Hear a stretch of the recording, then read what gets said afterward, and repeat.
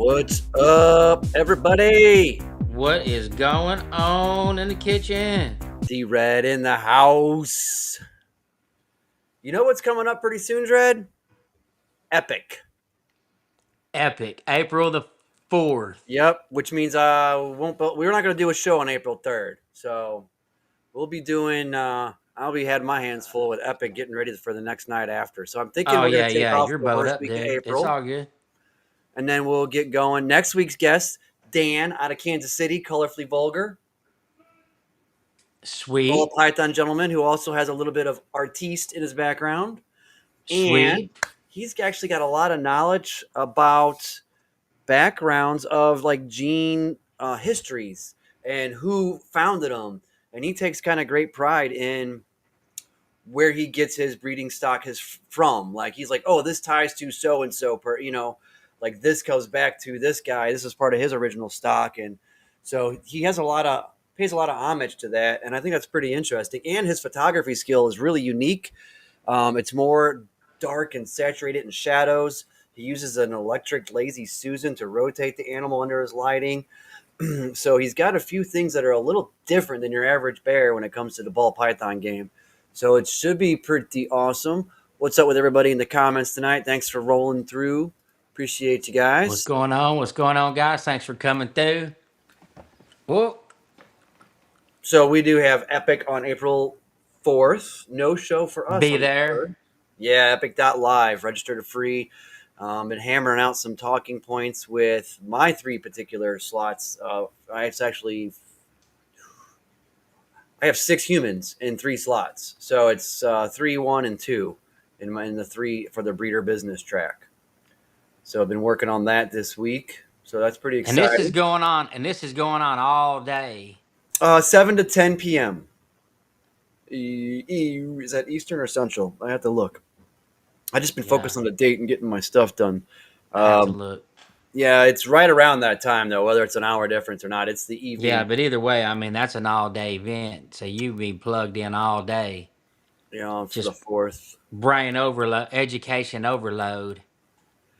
And we're still looking for an exotic pet keeper in April. So if you got any ideas, Dred, let me know. Definitely, definitely looking for someone. I've got a few ball python. I've got some boa people and a few things in mind. Open, to other animals, of course, tortoises, bearded dragons, and whatnots. Monitor folks, welcome. Come one, come Yeah, on. but bearded dragon folks is hard to get a hold of. I don't know why. Why? Yeah, Why is that? I don't know. So Beck is running a little behind with Beck's Bobtails, so just stay put. She's in Australia, and there's a big time difference. We're, And hopefully, I did things right on we're my just end. gonna wing. Yeah, we're just gonna wing it and do whatever. So we're gonna have a surprise guest here shortly. Going to come on and wow us with some cool stuff. Dred, guess what I You got mean to this tell week? me I'm gonna be wowed? You're gonna be wowed. I like this guy. He's got some good stuff. Great breeding plans. You want to see what I got this week, Dred? Yeah, let's see. Let's It see. just came. Show It's me. pretty. Show me. Well, I showed. I got rid of 4. Remember, you're from Missouri. Show me. That's right. I got rid of 4 mouse, and one was a pet. The other 3 were kind of like other males. So for this project, I kind of combined them all into one animal for the most part.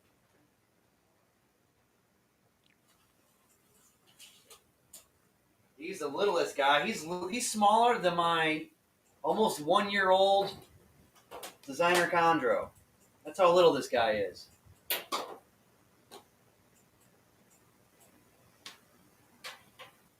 He's already taken a dookie for me, so very proud of him. We named it, kept it in a jar.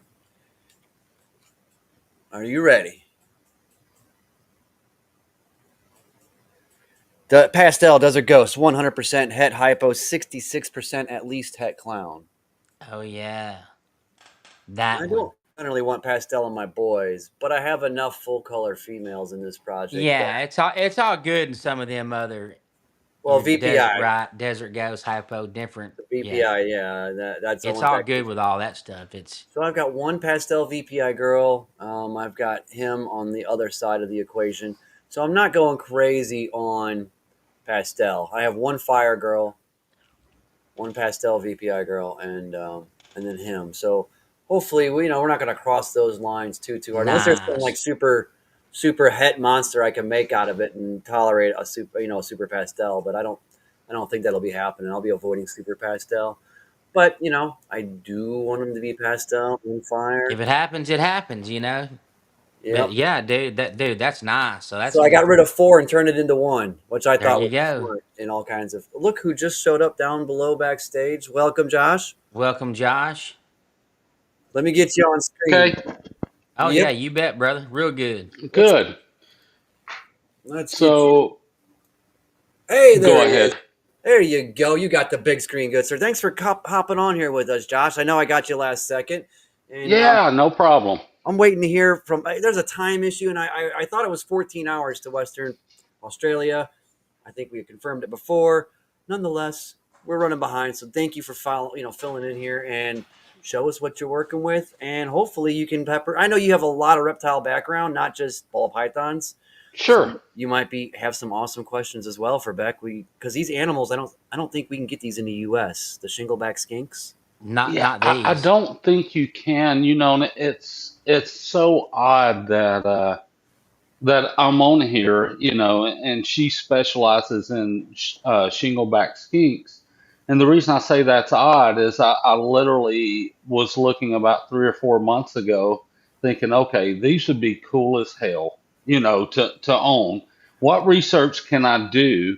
How can, if it's even available or an option, that I can look for to have something that cool. And like you said, I don't think it's necessarily an option. Not that I can find. So Not that I don't think so either. Now their tails are obviously vastly different, but I want to ask her sure. the body, the gait, the overall composition of the animal, the head shape, the dentation, the diet, all reminds me of a prehensile tail skink, which I used to get them in America when I started reptiles in the mid '90s. I don't know if you still can or not, but monkey tail skinks.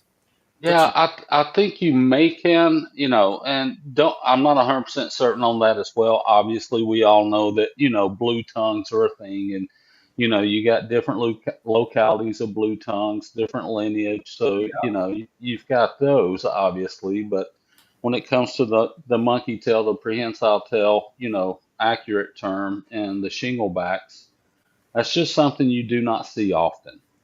And those used to be $300 in 1994, and they were expensive. And now, gosh, just imagine if you had monkey tail skinks from back then and had been breeding them all along. We had a captive population here.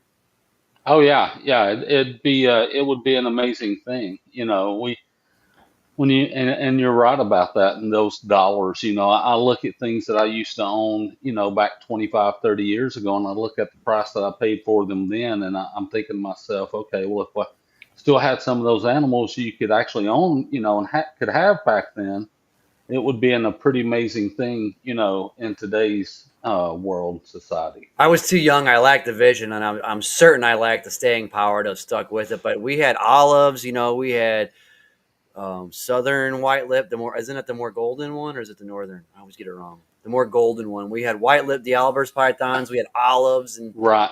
stuff that just you don't get your hands on a lot. And of course, they were wild caught. But man, we had them feeding on frozen thawed chicks and whatnot. And man, I really wish. Could you imagine having some olives from back then and like have been breeding them along in U.S. Oh captive yeah. population? Not many people do. No, there's not a whole lot of people really that breed the olives, and the Papuan pythons as well. There's a difference there. But if you did and you had that vision back then, or even now starting today, you could really do something and create something unique in the industry with doing that because it's not a crowded market space. I'm not sure what the demand actually is. So you'd have to take that No. into consideration. But I know you have albino olives, that are out there in the marketplace now. But with somebody like you, Phil, or me, or Dred, if we get started on something new like that today, it's next thing you know, I'm gonna try to figure out how I can put a rack in the nursing home, and Right. and how I many racks am I filmically allowed to have? bequeath So my olive python clan to. Which hey, I'm trying to exactly, figure out how to make it all mobile, the whole facility. yeah, right. You know. Well, they did that once, Dred. I think it was called Barnum and Bailey. Well, yeah, right. You know what I'm saying? Can I throw me a rack and then have me my? The problem is your rats, your Yeah, rodents, unless you feed. yeah. Well, frozen. I mean, if you had everything on frozen thaw, you could I do try it. to I try to keep a. I probably have. Well, it used to be as high as 70% of my collection on frozen thawed, and just over time, it's got to where it's probably 70% live and 30%, frozen thawed because as you're raising and growing animals up, on frozen thawed, there's a point in time when that ball python is not going to eat a frozen thawed rat anymore. It's just going to turn its nose up at it after they reach a certain age or sexual maturity. Oh yeah. There's one that I got to do frozen thawed all the way up till she was about close to 1,800 grams. And then she But then the stopped. mo she stopped. Well, actually, the reason she stopped is she was I say 1,800. She was about 1,685 or 1,785, I think was the last time that I calculated it. And she stopped and she wasn't feeding as consistent. The moment she did that, I put her on the live and checked the follicle growth. And as soon as I checked the follicle growth and everything else, she was ready to pair. So I've been pairing her and just keeping her on live food, the whole time. But on the flip side of that, I've had animals that have eaten live their whole life, but when the females start building and they get that insatiable appetite, they will take a frozen thawed like clockwork because they're just ready to feed. Oh yeah. If they're just that hungry and not even caring, yeah, Yep. for Yeah, sure. because they know what's going on with their body and they know something's changing, so that they're trying to bulk up, for what's to come. I see it on the forums. I hear the questions. People like that. I've had my snake 8 years or however long, and now he just don't want to eat. And the same thing, right? Feed him a live one. I Hmm. noticed that with my adult It's males just this going to happen, winter. and I get it. People get just stuck in that mindset. They just don't want to feed a live one. I really don't want to Yeah, screw with frozen thawed because Yeah, to it's a me, pain in the I'm neck. lazy. I But just want to put it in there with tongs, and I but don't. I it's don't like drop feed a them. I dadgum feed live, tongs. and I try to tell them, right, people that I work with, at some point you may need to feed alive, so get ready for it. yeah. I mean, that's just part of it. I think human nature is, you know, us as human beings, we want everything to bend to our will, right? Because we're supposed to be the top tier, the top of the top, the apex, and everybody bends to what we want to do. We're Right. better than animals and everything else. Well, you know, the big part about this hobby and this industry, if you're keeping reptiles, you got to learn how are you going to adapt to that animal Yep. because you have to learn what that animal wants and learn that animal, and once you do that, life becomes a hell of a lot easier. It's so Right. true. Like with reading their behaviors too. Like when like I take chondros for example. If they ground on the floor, or if they just won't go on the perch, they won't get comfortable and they stay up somewhere else, or they're Yeah, having tough sheds. Is it simply you need more humidity? Not necessarily. Sometimes they need better internal hydration, and you can't force them to drink. Sometimes then you do need to go frozen thawed with a little bit more of a waterlogged prey item, and that gets some hydration into them. And the next, I've seen that before from going frozen sure. thawed to live, and then I get a stuck shed, and I wasn't minding my humidity well enough as well, I guess. I've only had one stuck shed because that was a painful lesson to correct. It's yeah. My wrist paid the price. That joker lit me up. It didn't care about the gloves. It got the gap between the glove and my coat and just meleeed my Oh wrist yeah, on your both green trees, sides. yeah, no Yeah. doubt. So I don't Yeah, let stuck shed happen anymore. no, it's going to focus in on the hot spot, whatever's the hottest, because for the most part, they're smart enough to understand what an inanimate object is. If their the heat pits will let them know, what's real and what's hot, and let's go for this heat My source. 400-gram Mm-hmm. Biak, though, I mean, you need to have a talk with them because that joker will strike the acrylic in the front of the tank some nights. You just hear dunk, and you watch him coming back. You're like, what are you doing, man? Like, there's not even anything by him. He just That's typical of a Biak. Biaks are known to have that little bit of a snippy, attitude. So fight first, ask questions later. Yeah, I've had a few retics over the years that would do that for sure. No, no, Oh that. yeah, retail. Yeah, Mine's gotten more mellow and handleable since I put it into a 2x2x2 enclosure, which was a little big, upped it to a half-inch perch. It was on a half-inch dowel rod, which when you put millimeters, it's smaller than a half inch in real life. But then a Yeah, half inch of PVC OD outer diameter is a true half inch, and so it was an upsize. And they're removable. They're PVC, and lots of upgrades when I moved to the 2x2x2. And now it's a lot less cage defensive, and I can get in there and take its perch out, and pet it and like let it chill. It's not sure. randomly striking. It was really just defensive of its smaller domain with unmovable perches. Yeah. It's dug its heels in, very defensive. Now it's a lot more easygoing. Well, it probably felt like it was a little more cornered, with nowhere to go. So, there again, it's about adapting to the animal and learning what the animal likes and what the animal wants, right. As an versus, individual. Yeah. yeah, versus what's convenient for us. A good example, of that's last year, I had a stranger hypo clown female that I bred to a desert ghost inchy clown, het hypo, and literally, I think for almost close to 4 months, I could not get her over 15 to 18 millimeters. And then Really? she got where she was spotty on rats. And then next thing you know, I feed her 4 mice one Sunday. And a week later, her follicles were at 23 millimeters. They grew 5 millimeters in a week I've heard off that of from a eating. lot of big time people, man. They'll switch from rats to mice to get that girl over that last final hump, and I Yeah, don't there's is it her body craving a different protein content or fat content?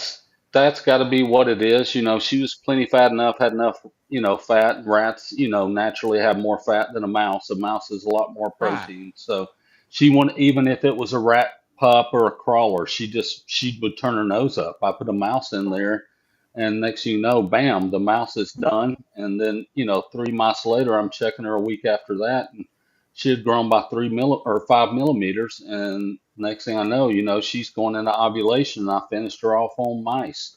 This year, however, totally different. She started building a few months ago. She's already at 20 millimeters, and she would eat a medium rat right now. Huh. So she's eating more and building faster than she did last year. So that just goes to tell you also how a female will adapt. She's already been through it once, and now she knows what's going on. So the Right. second year, they go a lot easier than they do that first year. Okay. I got about 6 pairings, I think, planned for this year. That's what I got, and about 20 something next year. So I can't wait. I've Um, already I've already locked 23 animals this year. dang. So On a roll, man. so with How And you many? guys, So the you how can many then you you plan on can doing show this us year, without or do you disturbing just them. wing it? I'm gonna try to get. I think I'll Okay. probably end up somewhere around the four. Well, I say 14. I'll end up more than that. I'll probably end up somewhere around 18 clutches. I think in total. Some of them, a couple of them may not go. Maybe a little bit early. We'll see.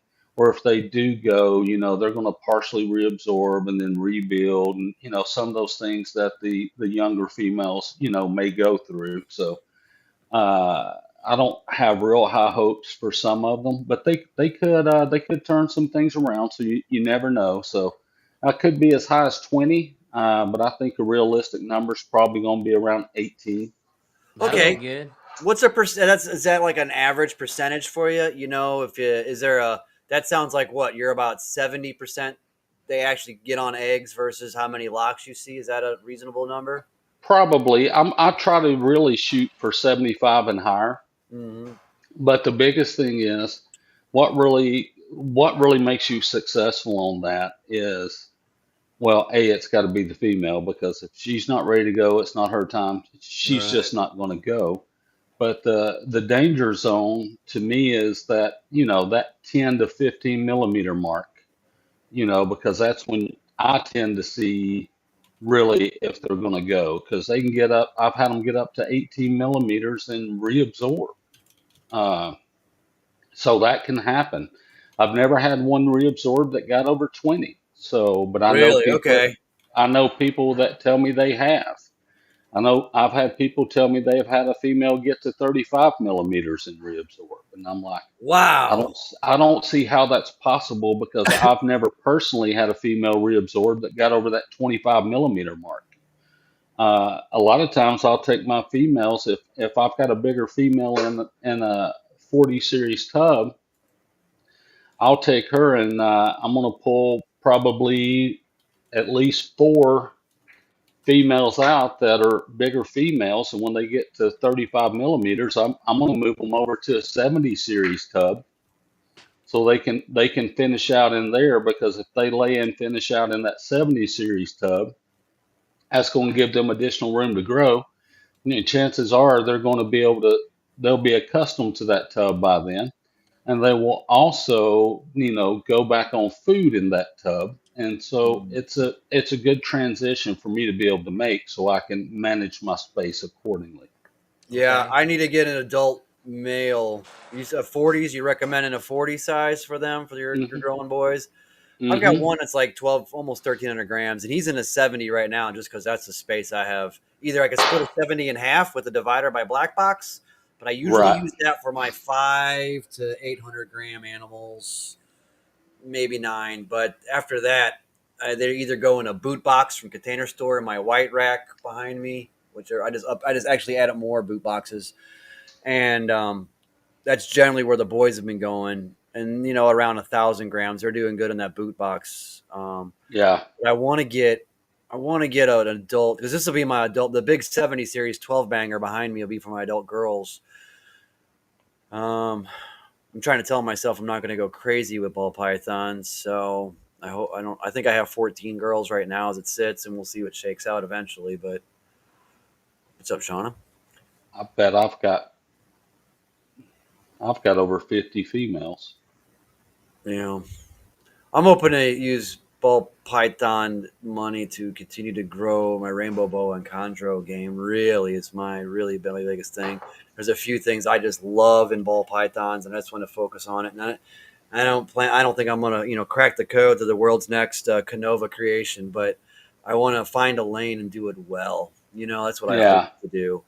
Be Yeah. known for something, and also keep in mind you got to have stuff for the pet trade, your $200 animals that are attractive on the table and a morph market, up to higher end animals Sure. and all points in between. So, Hmm. but there's just things that I don't. There's a lot you could get crazy just buying more and more recessive projects, or more. I want to put this coat on with this and that, and I just know there's a limitation on space and resources, and I really just want to make some good babies, and then hold back my parents and make them make really freaking awesome babies, and then start to feel like I've accomplished something by generation two, three, four. But honestly, my Right. byproduct and stuff along the way, it's just honestly just going to go straight to chondros and morphs of rainbow boas, and eventually Sanzinia tree boas. It really is my four species targeting. So Yeah. Sanzanias are nice. I've thought about getting into those, and I probably will, eventually. I've always admired those. I've thought they're very unique animals.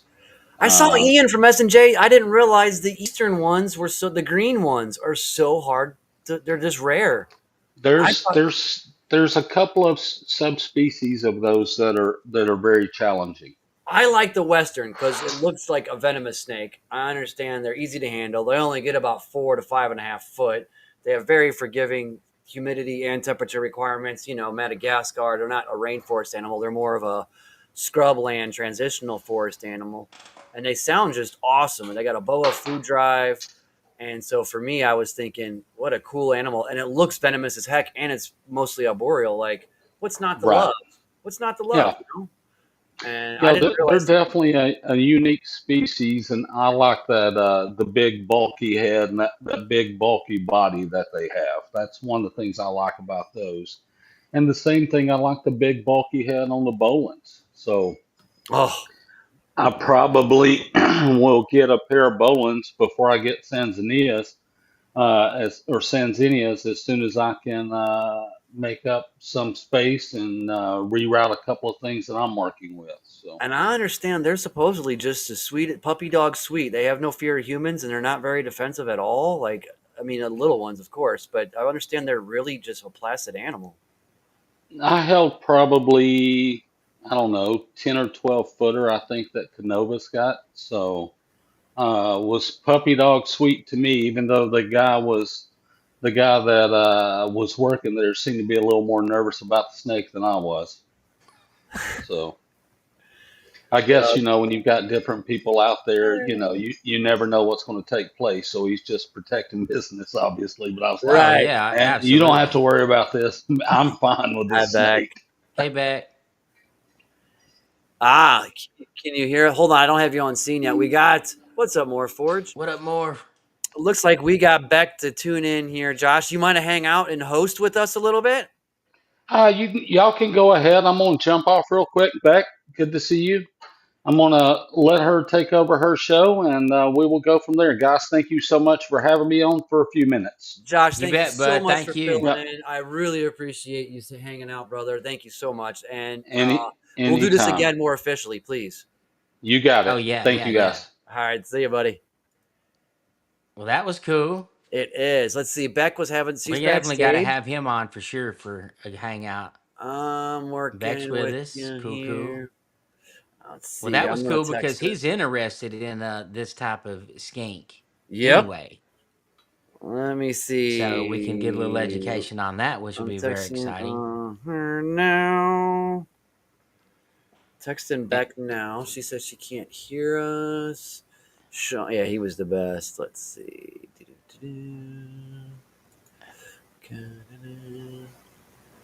Let's see.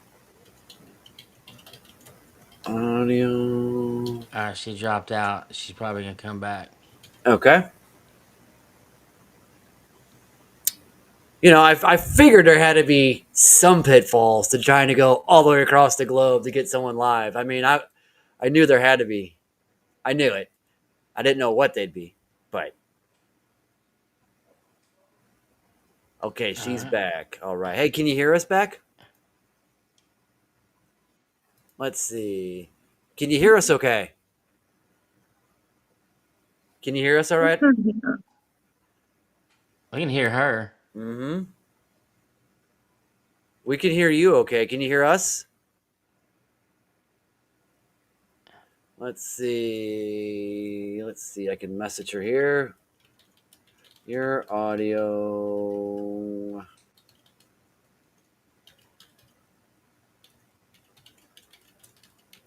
Stand by. We're working across the globe here.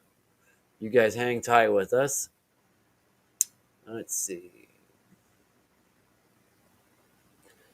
Oh, probably so. She's on a, I think she's on a phone and she froze.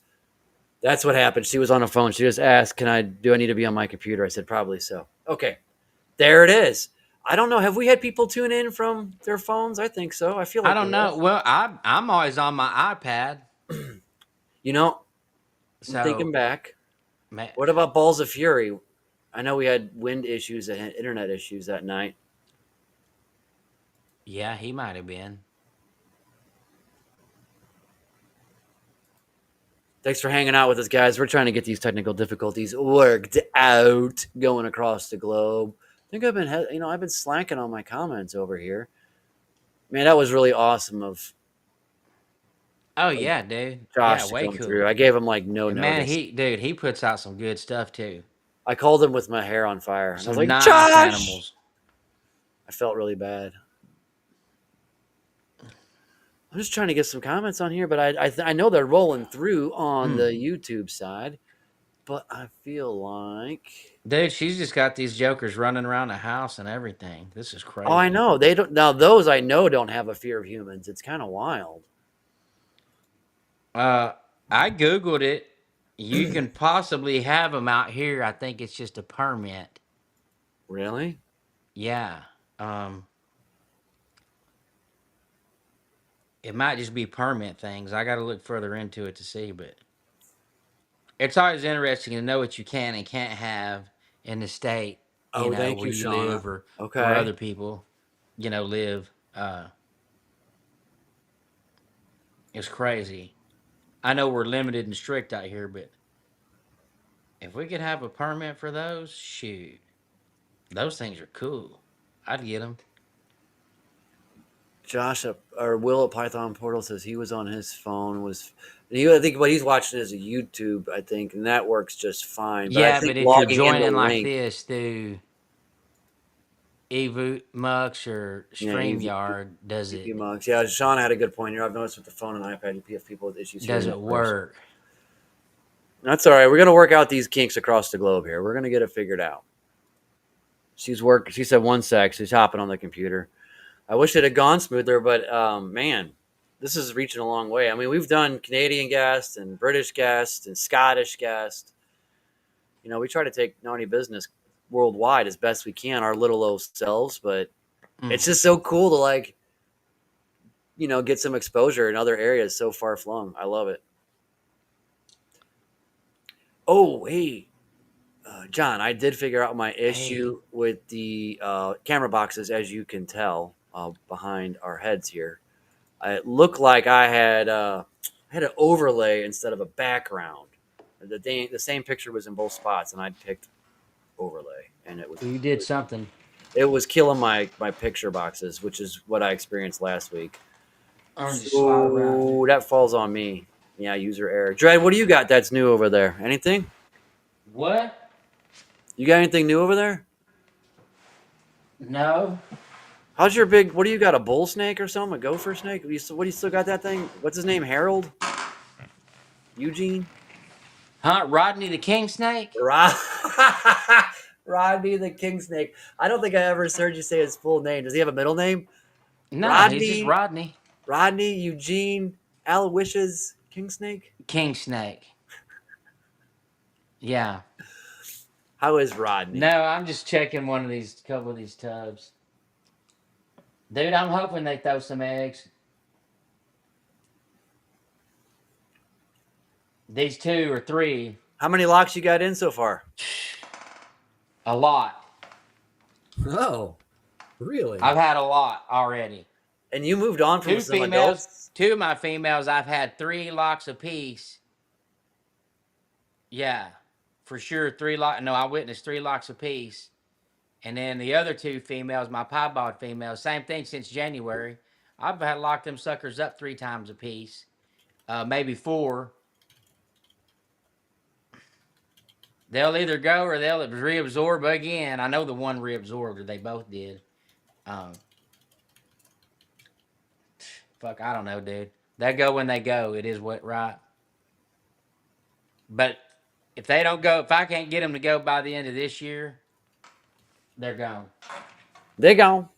I mean, not right. We had all the other ones. Boom, boom, boom, boom. I'm hitting, and then it just these 4. One just having a hard time getting her up to weight. Finicky eaters, and Oh, the now I got a Forge bunch of fam. them on a Da They're Vinci running a regimen, little so we'll late see over there. about that. And then I guess I'm gonna have to get me a little mouse colony going and start throwing some mice at them once in a while. So Yeah. now that I got a way to get rid of them, Hey, how about people in the comments? I mean, what do you think, Dred? I've heard like mice won't breed when they can smell rats. Like if they're in the same room, you need a separate. Who has 2 sheds? A mouse shed and a rat shed? I mean, really, that sounds like overkill. But then I've also experienced it, but I don't know if the 10 mice I had were no good. Or I don't know why they didn't thrive and they didn't breed.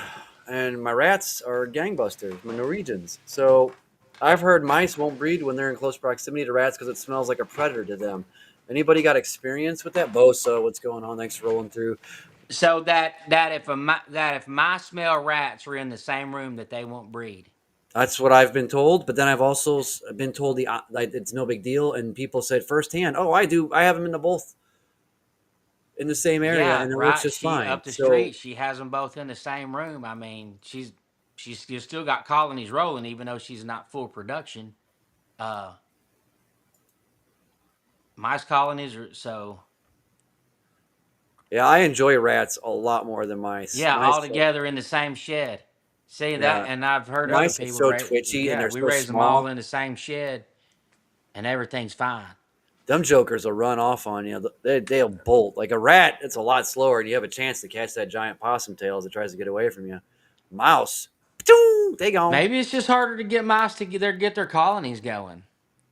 I've heard that. So I'm ready to. There's Josh. He's still rolling through the yeah, she's comments. had an issue again. She said she was going to pivot to the computer, and I haven't heard back just yet. It's been about 5 minutes. That's Yeah, I right. really think I'm gonna need at least 2 colonies, and then since I got the feed store, take whatever I got. Yeah, I'll need to do a colony of. So I got to get me some mouse tubs, at least 2 set up. Well, yeah, yeah. There's, and I'll probably, thinking of my girlfriend's plans. I think they'll probably do something a little more ornamental than some plain Jane whites and multicolors. There'll probably be something more ornamental, but don't need many mice. But in a pinch, we Now need someone that's I've heard the white mice are harder to breed, or they're just not as good. Emilio They're not told as me good get of nothing but breeders as white say mice the because other I had mice. multicolor and I thought, well, multicolor ones would be way better because they're more natural, and I figured stronger stock. Yeah, because this is coming from a girl up here that had done my. I mean, that's all she does. I guess she works for the guy that out here that There raises she rats at one of the is. rodentries, and I she can. said the white ones are just they don't produce as good as the There other. you go. Too. Hey, Beck. Hey, how's it going? All right, good, good. Good. We're good. Man, thanks for fighting through all that with us. You are Oh my awesome. gosh. Been trying to organize myself and I know. things And then just I go rushed you. What time is it there? Oh my God. I thought it was 8 a.m. and it was 6 o'clock our time in the evening and 8 o'clock in the next morning. But apparently I was wrong. What time is it there? It's 7:42. So I'm early according to my schedule. It's 7:42. AM, yeah. See, this is why That's all you can't right. trust me with anything. Okay. Well, I should have double checked, but it's all good. But oh my yeah. gosh, I rushed you. Well, thank you, thank you, thank you. We held it down. We had a friend of mine come through. Oh, He's lovely. actually in the comments, and he's actually done some research when we were contemplating shingleback availability in the U.S. and kicking it around. And he's older as Oh, I am, and we started in reptiles back in the mid '90s, about the same. And he's had all kinds of stuff. So he's an experienced gentleman. We had him on for a little bit, shooting the breeze, and we were picking his brain. And he just chimed in a second ago. Let's see where that comment was. He said he was. He Get was it, ready Josh. to see some shinglebacks. Yes. He said. yeah. Yeah. So Do how you are guys you? How are things I'm there in the morning? Is it your winter? You're going in the winter, right? It's fall. Yeah, it's getting a little bit cooler, although next week we have I think about 4 days of about 39 degrees. So I'm not sure what that is Fahrenheit, That's but Celsius. If it's zero gonna is be hot. freezing, if zero is freezing, 39 is approximately 75, 80 degrees, I think, Yeah, it's in Fahrenheit. that range. That sounds nice. It's like yeah, getting close to like 40 degrees, which is usually a nice day is like 30 degrees or something. So Okay, so upper 80s. it's getting a bit hot. It's in the red. So yeah. Today was technically on the calendar our first day of spring here. We made it through winter Oh, in one piece. beautiful. Yeah, That's so amazing.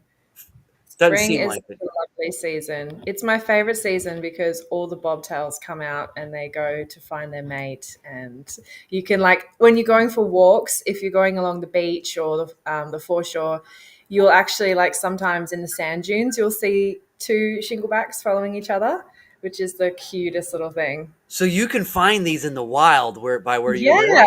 I Stop have an it. incredible. That's how I found out about them because I'm incredibly lucky to be in Western Australia where they are wild and they are everywhere. So What? yeah, yeah. So you'll see them in the hills, you'll see them at the beach, you'll see them in the goldfields, which is where like more towards our desert sort of north areas where it's like red sand. And yeah, they're native here and they are plentiful. There's a lot of them. Stop.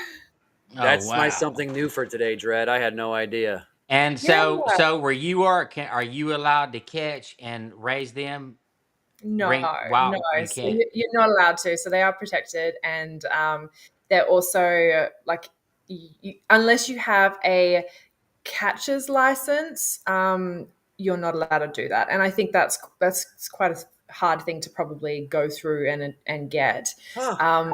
So you have to have ones that, like, the way that you can get them in WA is that you get them through captive bred. So someone has had them from a license and bred them, and then you have to have a license to be able to get them yourself.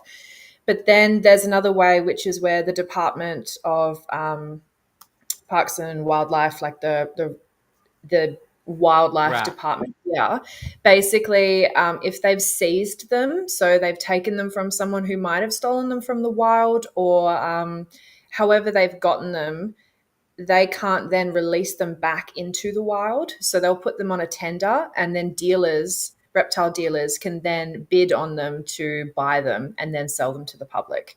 But Really? the public can't buy them from the tender. It has to be a dealer who is someone that's like applied through the department to be able to get them. That's handled so differently. I'm thinking, Dred, like here, you're in. So, Dred, this is my co-host Darren. We started this show on TikTok last July, so we Yeah, just great. moved to YouTube in January, and we've been together. Yeah. This show was his idea, and we've just built this thing up for the last, what has it been, 8 months, 7 months now.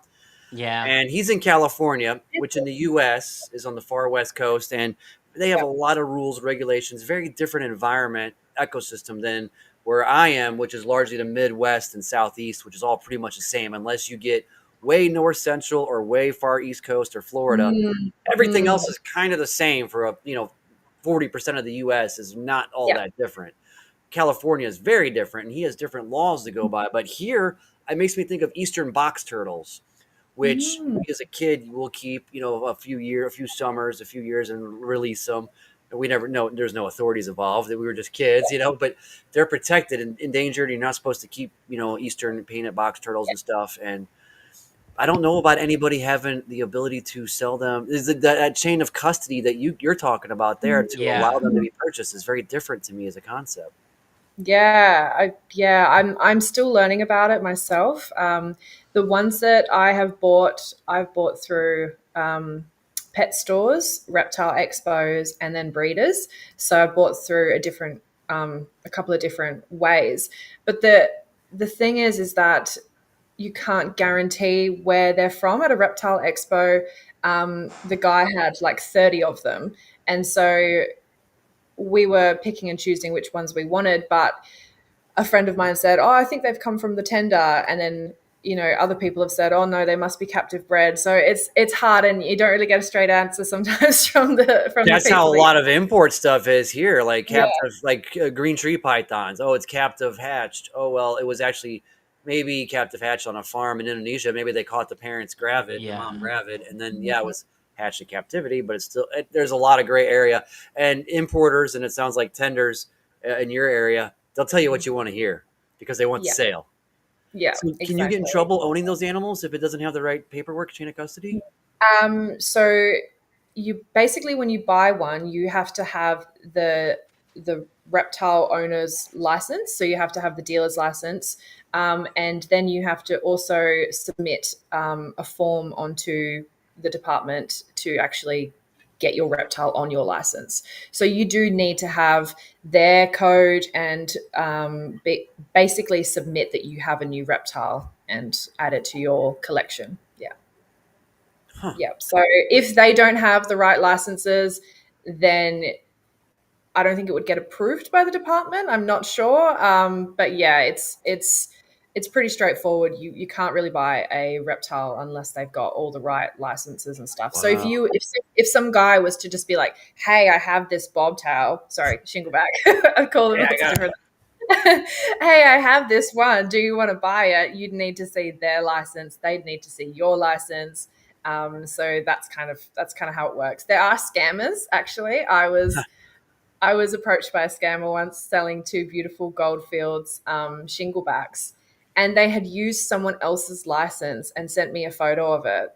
And it wasn't until like looking up the actual person's name that I realized that they weren't the same people and that he had just basically copied someone else's details and was charging money so that he would get the money and then not sell the rest, not even have the reptiles to sell. So yeah, Mm, that can happen scamming wise. yeah, So you got and it's all that kind of stuff's rampant in the U.S. too, Yeah, and everywhere. overseas, and yeah, there's yeah. bottom feeders everywhere. Obviously, it's Oh, crazy. People want to get someone over. Is it expensive or hard to get your own as a personal hobbyist keeper? Is it difficult to get your own reptile license that you're above board, or is that fairly no. straightforward? It is actually fairly straightforward. In WA, it's as simple as filling out an application form. I think it used to be a lot stricter where they used to come out to the house and make sure that you had all the right sort of setup and everything. But I think unless you get audited and they come out to the house to check things, I think it's all pretty much just straightforward. I think it was about $30 for me to apply for my license, so it Yeah. wasn't a big thing. And they're a little bit more relaxed here in WA with the breeding, as long as you're not, I think, doing like a large scale breeding. You don't have to apply for a breeder's license. It can still be under your hobby pet keeper's license.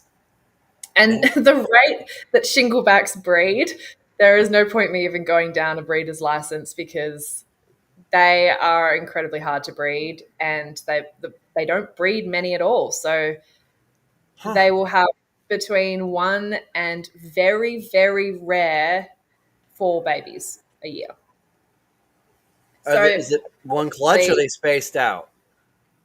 so they have litters, so they're live bearers. Okay. So they Wow. basically just A they do live it. bearing lizard? This is crazy. These things are so weird. They're like Pokemon. They are so unique.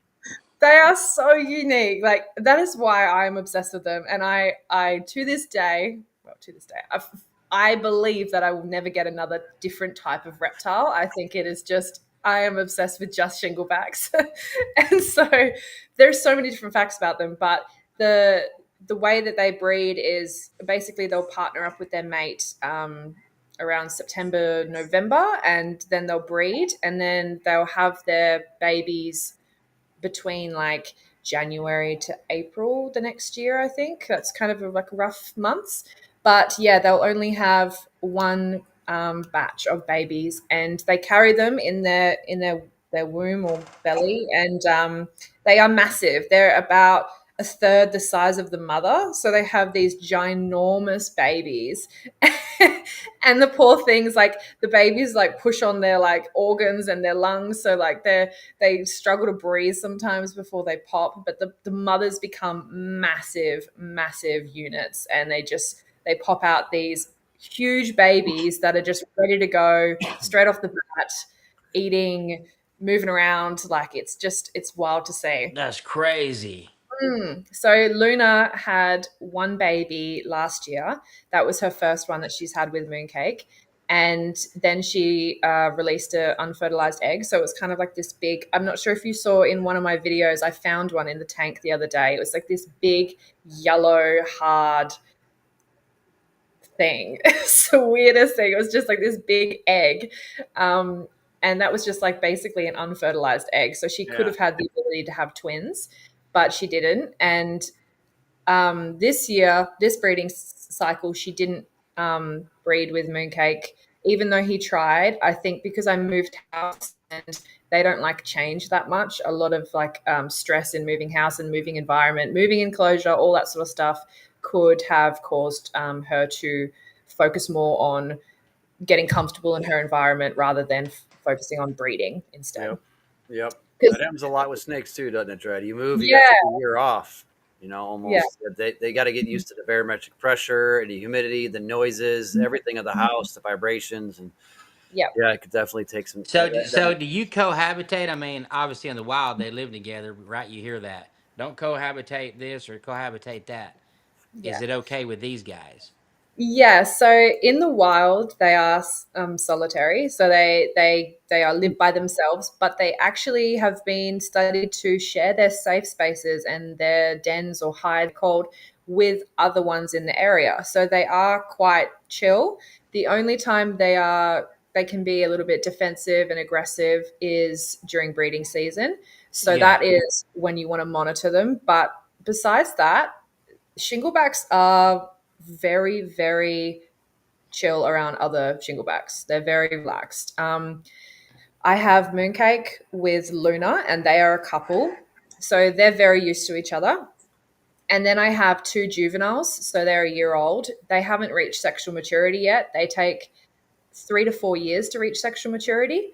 So I don't really have too much to worry about until that point because they're quite accepting of others.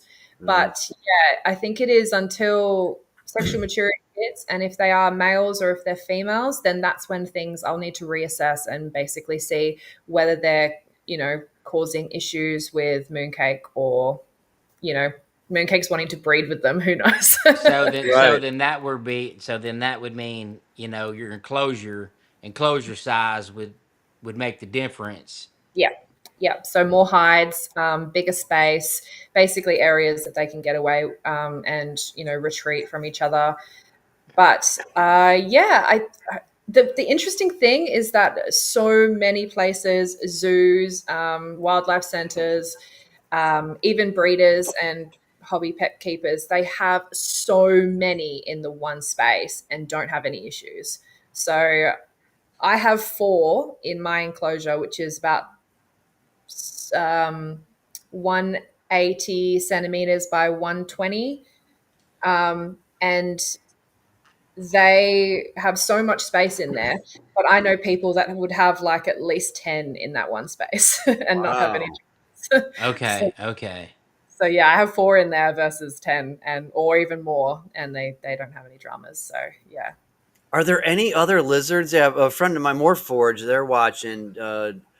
They commented, "Live birth is wild." Yeah, and that blows me away. Can anybody Mm. in the comments or anybody think what is there another example of a lizard or a Well, skink or an iguanid or a gecko? Any lizard, anything that crawls that's not a snake, that's not a boa, the blue or toe does, but they have do they? like they can have a lot. I believe they can have like up to 30 little babies. I am not well versed in those in the Yeah. southern I'm hemisphere. not either. I don't really know too much about blue tongues compared to I do about shinglebacks, but Blue tongues are pretty prevalent in the hobby here. I know mm, there's they some are. color locality, phenotype differences that are some are more desirable. And so, question, I kind of have two parts. The, you had mentioned shingleback and bobtail. You kind of corrected yourself, and I Yes. wasn't entirely sure. Is that a different Yeah. subspecies? Is that just No. a they slang? I mean, a common it name or is. Yeah, so mojo? depending where you're from in Australia is will mean like what you call a shingleback. So shingleback is the most common name. So like their species name is Tiliqua rugosa, and then there's a couple of different types of that, like little subspecies. But shingleback is the most commonly known name. But in Western Australia, we call them bobtails because obviously they have a short Yep. bob. Then in the eastern states and in other parts of the country, we'll call them stumpy tail, pine cone, boggy lizard, sleepy lizard, double-headed lizard. Um, Yeah, double headed. I can see that. Yep. yeah, yeah. I can't even think of any more right now, but I know there's some others. But that's the thing. So when I say bobtail and I'm talking to someone in the eastern states, they'll say like pine cone or stumpy tail or sleepy lizard. But I know exactly what they're talking about because it's all the same lizard. That's It's like just five names you just railed off, yeah, at I know. least.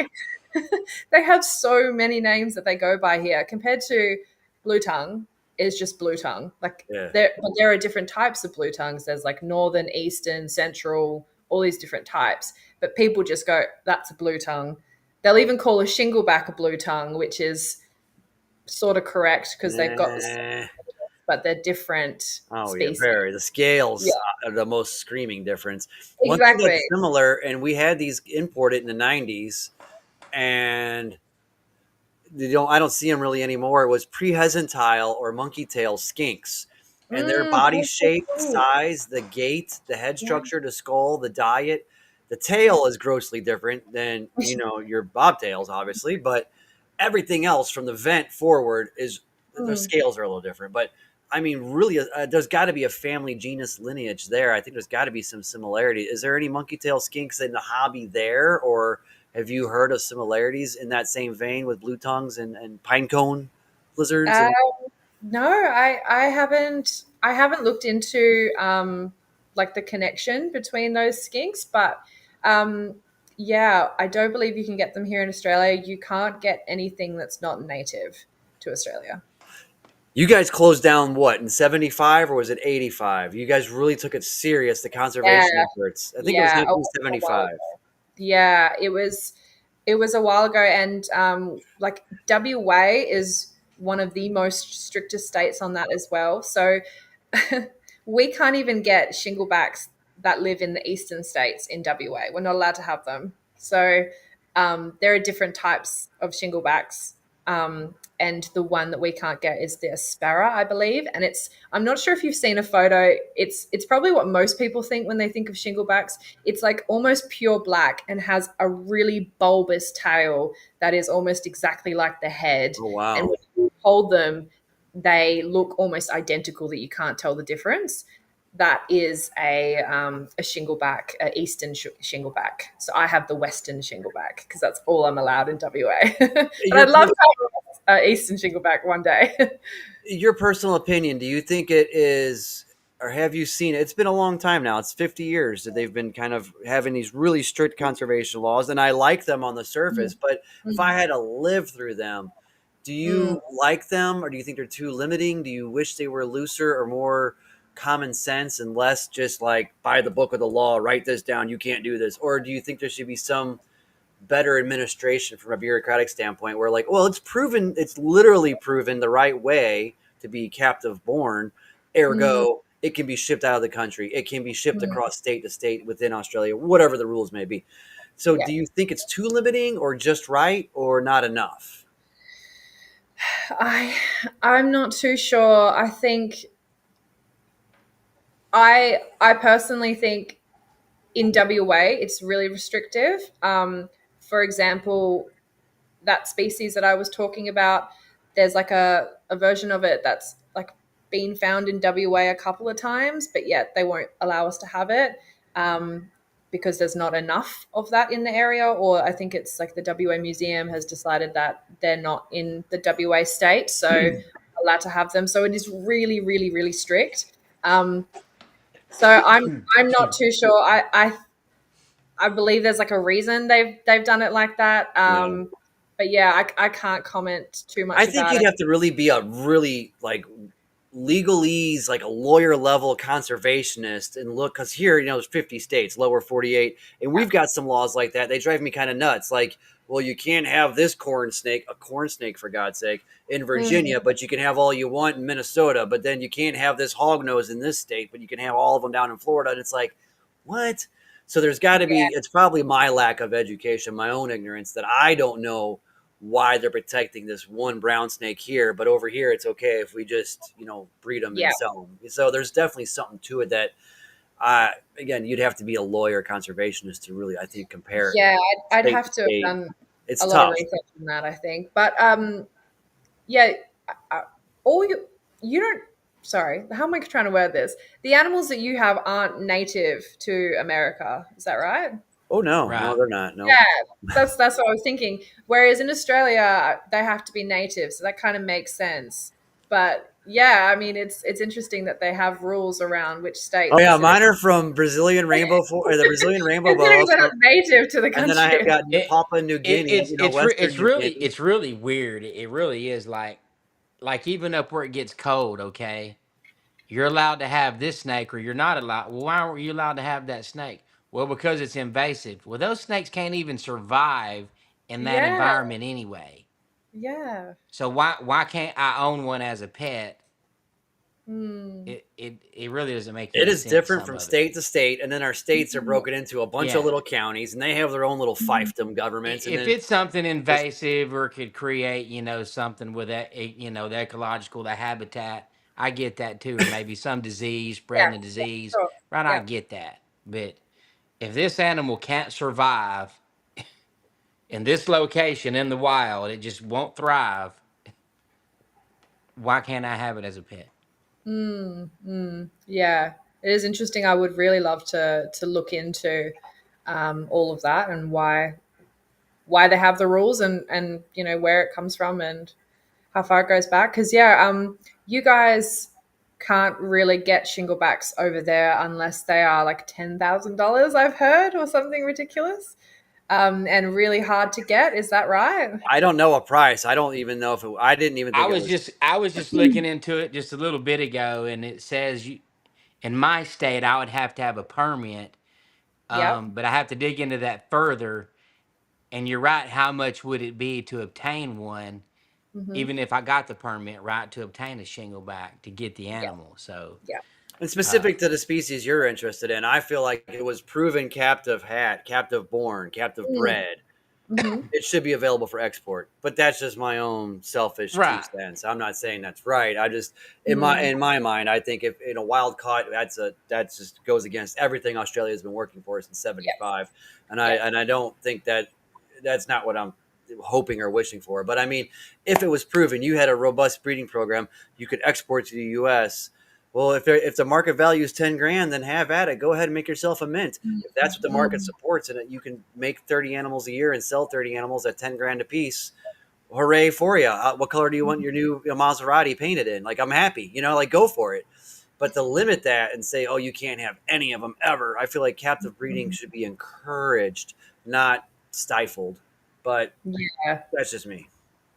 Yeah, I would love to look into that more. I think we are like protective of our species, which is great. But yeah, I'm not too sure on it. I think So interesting.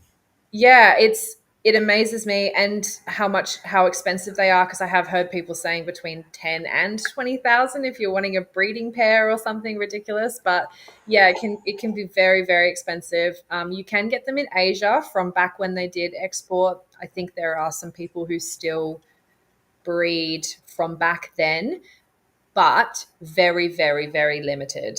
Hmm. And then you've also got the problem with smuggling, because people smuggle them out to countries like Asia and I'm not sure where else, but we constantly see on the news people having like 30 lizards in socks and backpacks and things like that Oh, I sent traveling. you that news story last month. I saw that and I was like, Yeah, that oh was my one that God. was on the news, and it happens so much, and it's so sad for those animals. And yeah, it's horrible, but it's just yeah, it's a sad It's situation. greed. They'll lose 28 animals. They'll steal 30, lose 28 of them Mhm. just so they can sell two and to make their 20 grand. That's enough of a profit for them. And that's what's Horrible. sickening. Yeah. Yeah, yeah, it's so bad, so bad. Well, are your lizards available to hang out with us and show us some of their personality and talk Yeah, of about course. how they I can go. move and why they're so unafraid of people? That's what I think your content. Man, I don't know how you do it. You're almost to 100,000 followers on TikTok, and I saw you start Instagram like at the beginning of the year, and you went to 10. I mean, you just went to 10,000 followers so quick. People love them. Those derpy People love lizards. it. They're so They're cute, and I mean, I feel like you don't really. You just video the animals and put some funny songs to them, and they yeah, just come to you in droves. Your social media has been a roaring success. So thank you. what makes them so? But why do people find them so adorable or relatable? And bring them out and show them. Tell us about it. Yeah, yeah, yeah, of course. Let me go and get them. They're still in their beauty sleep at the moment, but I will Thank, I'll try and grab them for you. all right, One take your sec. time. We'll switch it up here.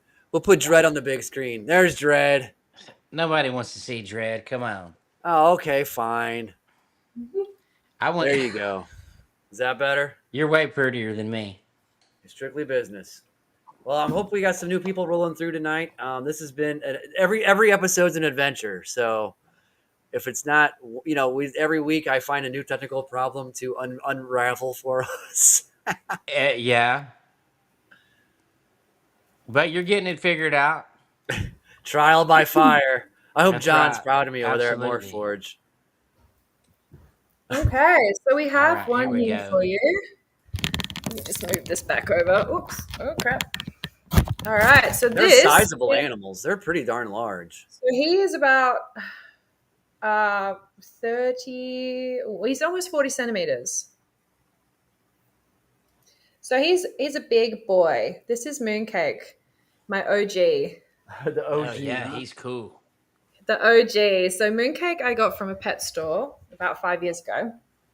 Never And mind me. I'm gonna change. I'm gonna chart some metric to American because we're like stuck 200 years ago. yeah, Let's sorry. see. There, no, no, don't be sorry. I wish we were on the metric system. Everything's Yeah, divisible it'd by be 10. way It easier actually if we makes was. sense. We just are behind the times. You said 30 or 40 centimeters? Yeah, so he's 40 centimeters. Okay, so it's just about 16 inches. Yeah. That's how far apart studs are in the wall when you build a house here in America. 16 inches. So that Yeah. So, yeah. so okay. Yeah, he's a big boy, very big boy, and he's very active. He's just heated himself under the lamp, so he's got all the energy under under the sun. So he's just gonna cruise on the couch. But yeah, So what is so his? So what does their diet consist of? so they're omnivores, so they eat mostly plants, so vegetables, flowers, and then we've got fruits as a percentage as well, smaller percentage, and then protein. So they eat certain kinds of bugs, meats, but basically you can kind of give them. Oh, here we go. There he is. So he's on the move. You can give them, like I give them some of my dog's food to mix with their vegetables, and yeah, they pretty much eat whatever they can get their hands on. They're pretty good eaters. Do they eat eggs like monitors will? Can you give them a little protein like that along with the insects? Yeah, so their jaws are incredibly powerful, and they have the ability to crush eggs as well. So yeah, we give them eggs. I kind of scramble it a bit, and they absolutely love it. I mix in with like blend up the shell as well for some calcium and mix that in too. But yeah, they basically eat like kale, pumpkin, blueberries, mushrooms. They can have a bit of like I think you call it arugula. We call Yep. it rocket.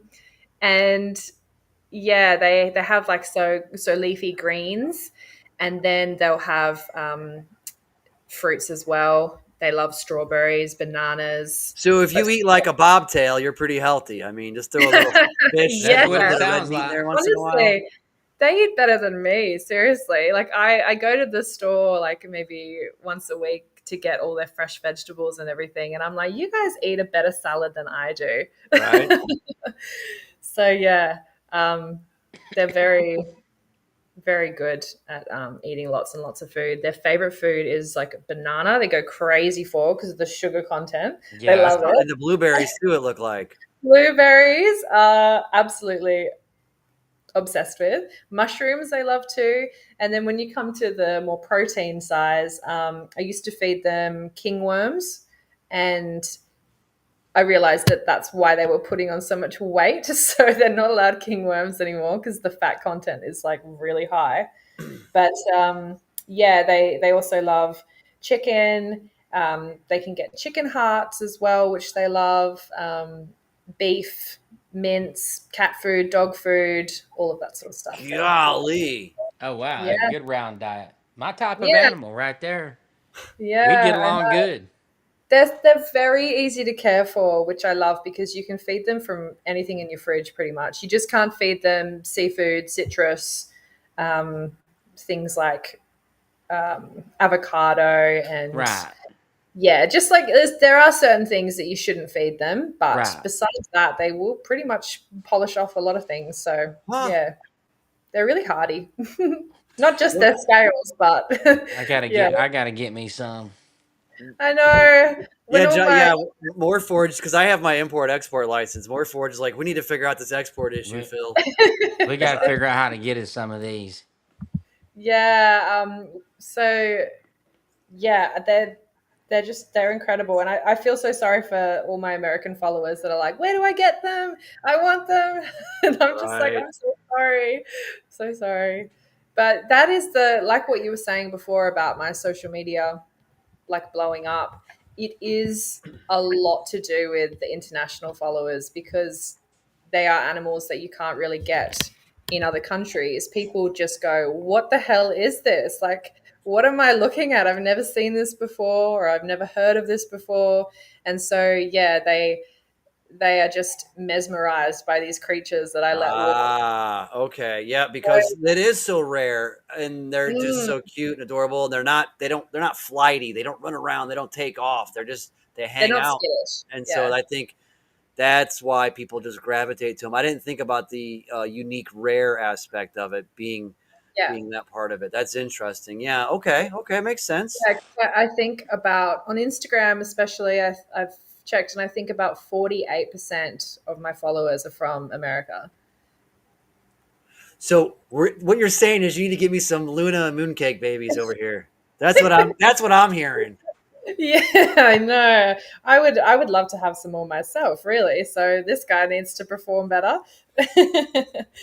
But yeah, he's amazing. He's the one who really created this love that I have for them. I found him at a pet store, and he was about 6 months old, and I was immediately just like, "This is the Hmm. best ever." I had seen them in the wild before that. I had a friend who would help them cross the road, take ticks off them, basically like give them a strawberry if he ever saw them. Like, he really respected them and loved them.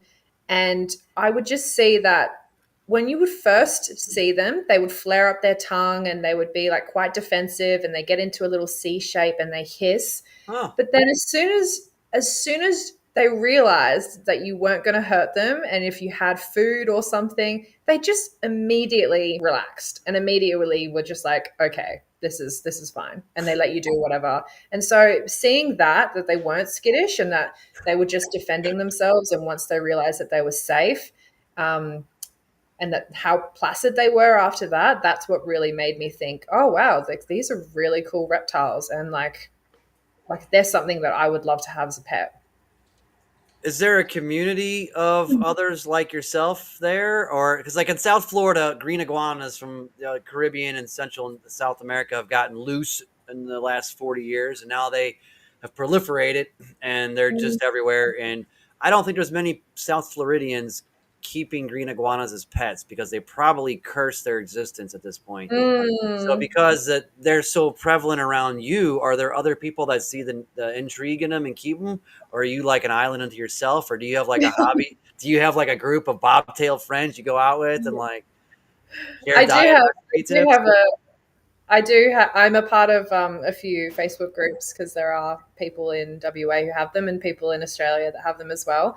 And I do have some friends that are breeders, and they have around 30 bobtails. And I go to their house and I'm just like, oh my God, I'm just in heaven. Like they have these beautiful outdoor pits, and they just have these amazing, amazing reptiles, and they've taught me so much about them as well. So Hmm. anytime I have issues or concerns, I'll talk to my friends who've been breeding for like many, many, many years.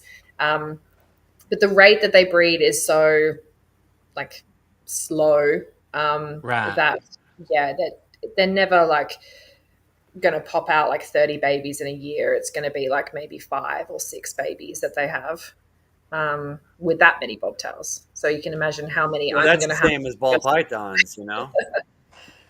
Sorry. That's about the same as ball pythons, which is some of me and Dred's background, is they have an average of 6 eggs in their clutch. So Mm. once a year. So here's, I guess Shauna's in South Florida. Says they're an invasive species, the green iguanas. They're not allowed to have them anymore. Not allowed to own them. Huh? Yeah. Good to know. So what's the lifespan? I mean, on these guys, say in Yeah. captivity, Are you ready? Brace yourselves. It's 35 to yeah, 40 years. 50. Wow. Can be 50. 50. So No, in these captivity, these no guys will be kidding. in my will. Wow, they're tough, hardy Yeah, creatures. they are. So in the wild, there's been studies that have followed them around for like many years, and they've even studied like the monogamy side of things, and they've noticed that the same pair of bobtails will meet up for like over 20 years, that they've recorded that. And that's just like researching the monogamy side of things. There he is, he's on the move. Monogamous reptiles. You heard it here. Oh God. No lizards were hurt. He's okay. He's very hardy. I'm gonna pop him back though, just because he's Poor ready little to. guy. He's out there trying to roam around, see the He world. is. Monogamous lizards, and That's they have awesome. live birth. I mean, that's very. I didn't This realize is awesome. skinks had live birth in general. Morforge went and did a little bit of research, and I didn't realize that. But I'm not well versed in skink keeping, so. Skinks, yeah. Yeah, so the monogamy is really interesting. In captivity, it's not so much because they will be a little bit more opportunistic.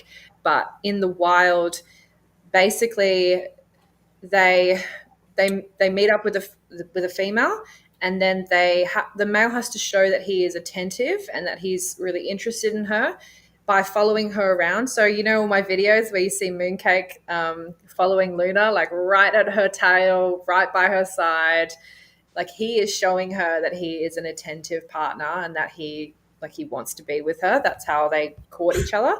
And yeah, once she's happy with that and she likes him back, then she will be accepting of the breeding. The female has to lift up her tail, so she actually does have to want it herself. And yeah, if the partner is not attentive enough, um, in the wild, it's more likely that she will possibly not want to mate with him again if he hasn't really proved himself. So Hmm. so she might go to another male in the wild, but monogamy is pretty common in the wild. They did a study where they had, I think it was around 80 males, and they followed them around for 1 to 5 years, and they found that 82% were monogamous, and then there was like a few that had two partners. That's funny. So the next time you catch some of their courting behavior on camera, do me a favor. Just play Mm-hmm. like Snow Patrol counting cars. Don't I know what to say? So Yes. these guys sound like they have a little bit higher brain. Like they sound a little bit like Yeah. they're Yeah. They're not as simplistic as some reptiles. They yeah. it's pretty They interesting. can they can recognize Good their, fact. each other's scales.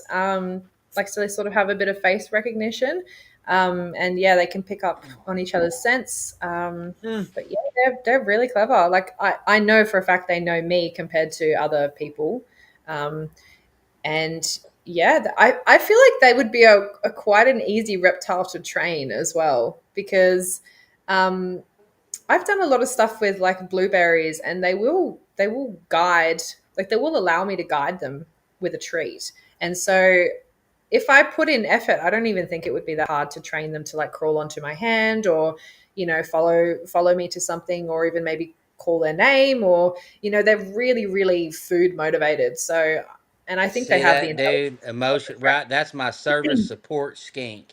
to train. He's flying on the airplane with me. Oh, that would be I got my amazing. poodle on one side and my service skink on the other. Yes, yes. That's how we come back from Australia, Dread. That's how We we're each bringing have a them back. service skink for our Service anxiety. work, One yes. happens to be a boy, one happens to be a girl. What can we do? We need to pick Look, this is they my pick service us. dog, and this is my service dog, service skink. Yeah. Yeah. Okay. Well, they are basically like the Can I dogs of leash the train reptile one and world. I'll have like a stick in the other and wear black sunglasses and I'll just be blind and be my seeing eye skin. No That's how shit, Seeing we eye. get to the right? airport. I'll keep Well, they're some good. blueberries on the end of my blind stick, and so I'll just keep teasing it in front of it, and then it walks in front of me, and they'll totally believe it because they'll think the skink's leading me. That's how we Yeah, get them out of Australia, Dread. We're gonna play yeah. it by the book, sir. We're gonna do this with a medical Dude, excuse. I know a guy that's got a sailboat, and it's one of those fast ones Oh my god. down in Huntington. We can just come on Just down, tell us where to pick up the package. We're gonna end up like Tom Hanks in that stupid volleyball on the beach. Sit there talking to these skinks with nothing to eat. Oh yeah, that would be funny. Yeah, Castaway. That's what it was. we gotta get you back. Oh, Man, we're going to great lengths. We've really gone down the path here, Dread. We've thought you about guys a are lot of. really thinking We this get through. no. We got to figure out. There's got to be a way. You got to be able to get them over here. I mean, got to have them. What's your Yeah. husbandry requirements, like temperatures? I see you've got kind of half your enclosures open air. So do Mhm. you like, and I know it gets really hot in Australia, and so what do you do as far as I'm sure you live comfortably with some kind of moderate air conditioning? What temperatures do they like for a range if Yeah. they are around and about naturally? What do you do? Do you give them UV light? Do you give them a really high hot spot to hit that 130 degrees Fahrenheit, which Yeah. is Um, I don't know. so let me see if I can get a little Fahrenheit calculator. So, I'm sorry, we're not very smart over here. We count on our fingers and toes. Yeah, but I mean, what is your yeah, outside? so I we mean, how do. hot does it get where you are? So in the enclosure, it'll get to about 34 degrees on the hot side. And on the cool side, it is about 26 degrees. So let's have a look. 26 degrees um, See, is 78.8. And then 34 is 93.2 That's Fahrenheit. not nearly as hot as I thought. no, Yeah. So I think like you can put it up to about 36, which would be about 96. But their ideal body temperature is from about 28 degrees to 32 degrees. So when I was Okay. talking about the temperature here in WA getting to 39 degrees outside, I was talking about 102 Fahrenheit. Okay. Yeah. We hit that kind of stuff in the summer. So I think Dred, you do too in California. oh man, we hit 110, 114. Wow. Yeah, that would be more up north for us. We hit those kind of temperatures, Yeah, but we in it gets where I'm hot. from, it doesn't get as hot. Interesting. Huh. Yeah. So yeah, they don't require incredibly hot areas, but yeah, you definitely still need to have a cooler side. So But when it that, gets too hot here in summer, I'll have the aircon on. Um, but yeah, I don't think it gets. Yeah, they still need that kind of gradient. So with the outside area in that open pit that I made, that's why I put that extra heat source, just so that because there is four of them in there, if they want to bask in separate areas, then they've got that opportunity to. And that heat spot gets to about 33, 34 degrees. Very cool. interesting. Full Mm. spectrum lighting, UVB required, anything? Yep. So I use the UBB tubing. So that is 12%, I believe. So that's more like the desert dweller because I think 5-7% is Mm. like jungle dweller they call it here, and the really good stuff is a T5 type of Yeah. fluorescent. Is the Yep. So technology the same there pretty much? yeah, so this is Arcadia Yep. T5, 12%, I believe, and that's Okay. what I have on the enclosures, just because that's the right height from the floor to the top. Right. Yeah. That body shape and them little legs and the way their Mm. feet are shaped, it makes me think they're burrowers. Do they like to burrow into tubes? Yeah, so they definitely burrow, and that's why I have the aspen bedding. A lot of people have them on sand, but I feel like with the way that they love to burrow in the wild, they often burrow under a lot of leaf litter, and so yeah, I they love the aspen because it means that they can kind of get in deep underneath it, and it's just like yeah, they can kind of get out easily as well. It doesn't get as much sand and dust into their eyes. But yeah, they love to burrow. They do like to climb, but they are not very good at it. I don't know if you've ever seen any of my videos of them doing some epic fails, trying to I've seen climn one things. tonight off the back of the couch, but otherwise, Yeah, he did. He tried to fly off the back of the couch, but I think it's because yeah, they have these tiny little legs and these long bodies that are just they're quite heavy, and so when they do climb, they just end up usually flopping backwards. Um, but they're I mean they're covered in armored scales essentially, so they're pretty hardy. It would have to be a fall onto something at some great height, onto something sharp or something like a rock that would really hurt them. But what's yeah, their they're predators there? Things like coyote, fox, birds of prey. What else eats them? so we don't have coyotes, but But dingo? basically dingo. I don't know if dingoes eat them. They might do. Dogs, actually, pets. Pets are one of their biggest predators out in the wild. Dogs, because they'll come into people's backyards and then they'll get mauled, and that's when we often find them at the wildlife places. So dogs, cats, birds, but an interesting thing is that they've done studies to show that their blue tongue reflects ultraviolet light.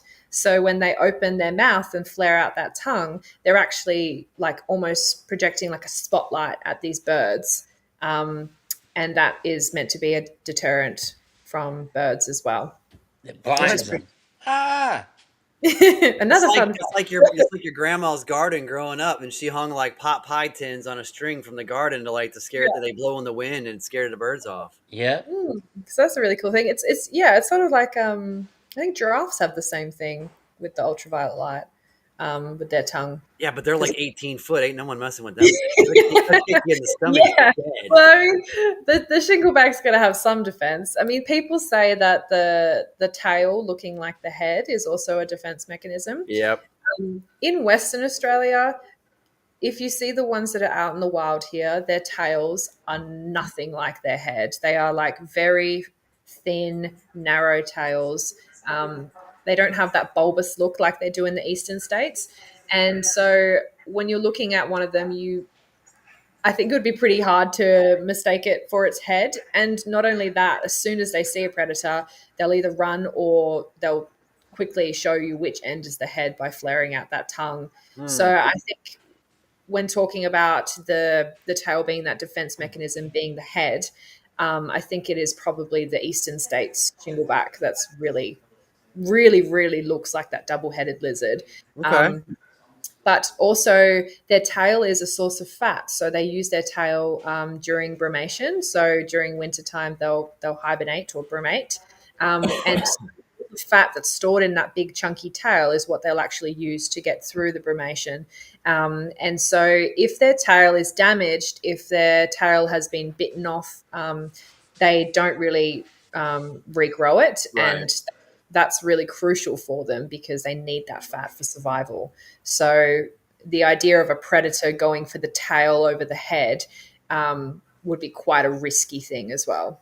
Okay. So you really think? Well, you just gave like 4 examples why that theory probably doesn't hold water. Like it just doesn't. I hear it all the time, but I just knowing all the lizards that I see in Western Australia, it's just the Western shingleback that I don't really think has that double-headed look. Hmm. So yeah, and even people I've spoken to have been like, yeah, it's just a theory, but I mean, there's probably research maybe on the Eastern state shingleback, but yeah, I'd be interested to see it on the Western side as well. You had a fundraiser going about a couple of weeks ago, and I was going to share it. Then I thought I didn't because I thought of the logistics of, well, what if it's Australian dollars and that's who gets it, and then like American people contribute, and then what happened? I was like, okay, never mind. I don't know enough. So you were trying to raise some money a while back, and you spend what, one day a week volunteering at a Hmm, place as well. Can you talk yeah. about those two ventures there with the fundraising and the giving back that you do? Yeah, so I volunteer at the Mandurah Wildlife Rehabilitation Centre, and that is a place that basically gets all those injured bobtails in. They predominantly do birds and bobtails, and so we see a lot of injured animals coming through, or animals with the flu, which is something I can talk about as well. And basically their goal is to just rehabilitate, get them up to health, get them up to a healthy weight, and release them back into the wild. So that's something that I get to do, is actually see the wild bobtails on a weekly basis, and oh my god, I love it so much. I get to, if they're really ill, I get to help spoon feed them, and take their weights and temperature, and change their enclosures, and basically just like keep an eye out on them. And I'm yet to get to the stage where I get to help release them. That would be amazing. I'd love that, but hopefully Right. that's in the cards Well, at that's some kind of point. cool. It's like your own little playground to where you can kind of have these case studies for Yeah, free. Obviously, you yeah, like the animal, but you're getting to study and see them through. So if you ever had complications with your animals or a friend hits you up for advice, you can be like, well, I saw this one and it was on death's doorstep, and here's what we did to kind of get through. And it took 6 months, and we did, yeah, these ointments, these medications, these soaks. yeah. So that's kind of cool that you get to kind of deal with that. But that being said, do you go through some like really massive decon process on the way home so you don't get your animals ill from carrying anything they might Yeah. have? Yeah, for sure. So I always leave my my shoes and everything outside the back door, and I come in through the back door and jump in the shower. So the clothes go in the wash, shoes outside, and I jump into the shower Yeah, just so that would it's be a not. concern. But not only that, by the time I get back volunteering, they're all asleep and I have nothing to do with the reptiles for the rest of the day. So there is no touching or interacting with my own reptiles on that day. So yeah, it's I think if I was to be keeping unhealthy reptiles in my house, that would be a really risky thing, and I'd have to have a separate room and really quarantine and make sure I have appropriate like PPE and everything. But I douse myself in disinfectant and everything when I'm at the center. So coming home, I also clean and disinfect my clothes and everything. So yeah, Yeah, if okay. I was working with the bobtails at the center that had the flu, that would be something that I would weigh up whether I would interact with, because the flu is pretty contagious. It's highly contagious. They've said it's to be airborne. And the flu can basically wipe out wild bobtails if it's not treated. So, being healthy, fat bobtails of my own, I don't think they would get to the point where they would die from it because I would obviously seek treatment straight away, which is at the moment it's a course of antibiotics. But the wild bobtails, yeah, it is really crucial that they seek help. They use things like defibrillators. They have them in hot boxes, so make sure that that temperature is really controlled. Um, Nebulizers, I believe, is also what they use, and yeah, they basically just take care of that respiratory infection because it is a respiratory virus that they get, and it's specifically for bobtails. Hmm. Okay. Well, that's definitely a whole nother wrinkle. Then I have no idea about it, but I guess there's some viruses here, with like a nido for green tree pythons or pythons in general, the nido Yeah, virus. so this is a type of nidovirus. Yeah, Aha. yeah, yeah. Got So it. it's nidovirus type 1, Do I they have think a is what. swab? Do you guys test for it? Do you have a test? Yeah, so I recently there was a video I posted not long ago of taking all my bobtails to the vet to get them Yeah. swabbed for nidovirus. So they basically swab underneath the eyes in that pocket and then in the mouth and in the back of the throat, and that's what they'll take off to get tested. So I'm still waiting for my results to come back, and because this is my first time testing them all, ideally that's something that you want to be doing straight off the bat when you get a new reptile, Yep. but I kind of am only just getting aware of these viruses working with wild ones, and realizing if I do want to continue breeding my reptiles, I need to make sure that they are all virus free because they can be asymptomatic carriers. Yep. So that's something I was like, all right, I'm going to get them all done. Now, while I only have five, it's going to be a bit easier than if I had 30 and I wanted to get them all tested. Is that So the I need, goal? 30? Is that, do you want to keep I growing? mean, maybe we'll see. I'm not gonna get what I can't manage, essentially. So, That's right. It's um, going to be a whole damn circus over there. They're going to be riding little tricycles. Like they're going to be eating Oh like yeah, dude. blueberries to roll over She's and play already dead. starting that training program for him. So oh yeah, yeah, the it, training program. Yeah, I'll get them clicker trained to yeah. blueberries. I used to be a dog groomer and a dog trainer, so I do have a little bit of a background in that. So, See, See? this is gonna be um, awesome. but yeah, so I did get them all tested. I'm unsure whether any of them will have it. There is a possibility, and if they do have it, it's probably that they're asymptomatic and they're not showing their symptoms. So I will then quarantine them from the rest of the group, and I am excited to if they are positive.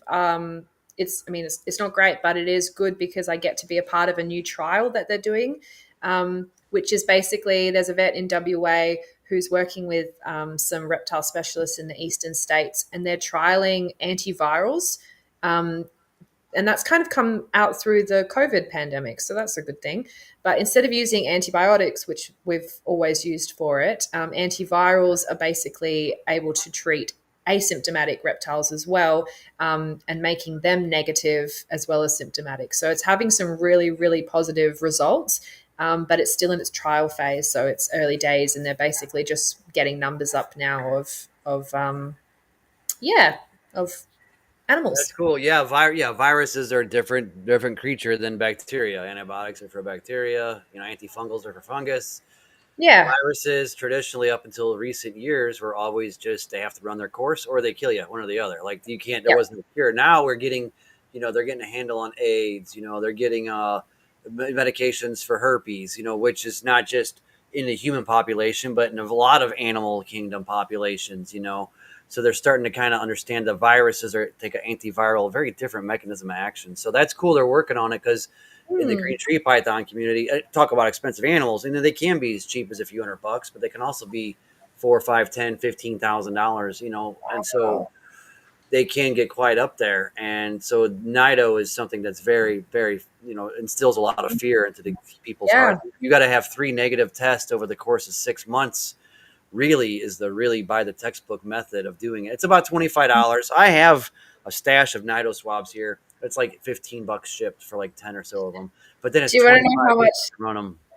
Do you want to know how much it costs for me to test my bobtails? It's $150 per swab, like per test. Whoa. Wow. Yeah. And so you do one in the beginning. If it comes back positive, then you do the antiviral treatment, which costs me $300 for a vial, and that can do about 3 bobtails, I think, depending on how many have them. And then I have to do another $150 to test to see if it's negative or positive. But then after that, the university that's doing the study will then do a test of their own. Thank God. But it will cost me about, yeah, $400 a positive lizard. Wow. That's Yeah, crazy. I don't know of yeah, a medication that I've heard of. I'm pretty plugged into the chondro community, which is what is most fearful of NIDO. But I know swabbing, they're a buck something, $1.50 per swab. You buy them in a handful, a bulk, a box, whatever. And then it's 25 to run a test. $25. You ship it to them. It can be FedEx 2 day, which is mhm, a shipping company here in the U.S. And you get it there in a day. 24 to 48 hours is good enough. Sooner is always better. And yeah. then $25 to run the test, and you get your results quick within like a day or something. Mm, And then if it's positive, you're just kind of screwed because then you've got to test your whole collection, isolate that animal. I don't yeah, know of a cure being on the horizon, and it could be okay, a different strain, arenavirus, nidovirus, things like that. Those are kind of yeah, umbrella terms. I'm no microbiologist, so it could be a different nido that's affecting your animals versus the type yeah, of yeah, nidovirus. There might be some 18 letter word that describes the differences between them. I have no idea what it is, but maybe that's why there's no antiviral that I've heard of for our particular plight, but nonetheless quite related. And if you guys are working on an antiviral, that's super cool. And I didn't hear you just said it came out of COVID, and some of that rapid testing came out of COVID here yeah, with the Nido. Some of the same stuff they did for humans, they were like, oh, hey, look, we can extrapolate it over here to this reptile test. yeah. And so that's pretty cool. But as far as cure or reduction of symptoms or whatever, I haven't heard of that. So that's neat. You guys are working on that down Yeah. there. Well, it is pretty cool, and that's kind of why I was like, yeah, look, I'm happy to pay the money and jump on board and try, and if any of mine are positive, try and contribute to that study because, um, for example, if the antivirals does really well and they're able to maybe then prove that to other reptiles and see if then they can do that with the snakes and other animals that get that virus. So yeah, I mean it could be a really good thing. Yeah, some drop dead, some have symptoms and then clear up. Some, like you said, are asymptomatic carriers for life and just house it. And here, there are Nido colonies. There's people that take in for probably free or pennies on the dollar what the animal's worth, and all of their animals live with Nido. But the cool thing is, like, that is a little bit tricky. But if you commit yourself to that, there's probably a lot of financial gain because guess what doesn't have Nido? The eggs in the incubator because it comes out, you incubate them, they don't have contact with the parents. So you take the eggs from the mom and you incubate them. Those babies aren't Nido positive because you said yours is airborne.